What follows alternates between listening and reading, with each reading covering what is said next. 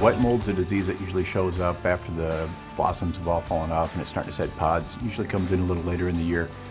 Typically the first signs of white mold, as far as seeing it in the field, if you're driving down the road, you see a few of the top leaves kind of turn brown, maybe wilt down a little bit. Sometimes they don't fall off, sometimes they will. But the best way to find it is just to start walking the fields. Open up the canopy a little bit, you'll see some white fungus down in there. That's a pretty indicator that it's taken off some. And then earlier in the season, I guess you can find the white mold mushrooms themselves actually that look like little trumpets that release the spores that get in through the blossoms of the plant and infect it that way.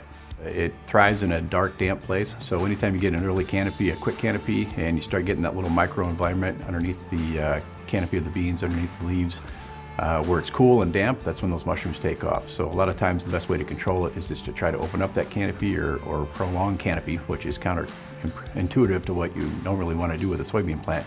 The more you can open up that canopy and keep it open where there's air movement up and down the rows, the less likely you are to have a severe white mold infestation later in the year.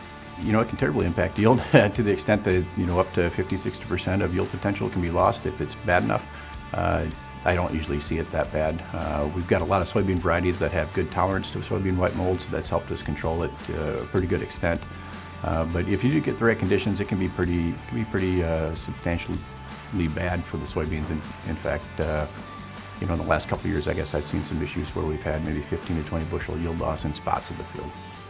You know, there's some leaf burners or defoliators that they could spray on the plant. You know, there's some ultra lasers and those types of chemistries that burn the leaves off and try to open up the canopy to get air movement up and down the rows and sunlight penetration to the ground to burn up those mushrooms. But once you see it, it's pretty much too late, and at that point you're just managing it for the following year.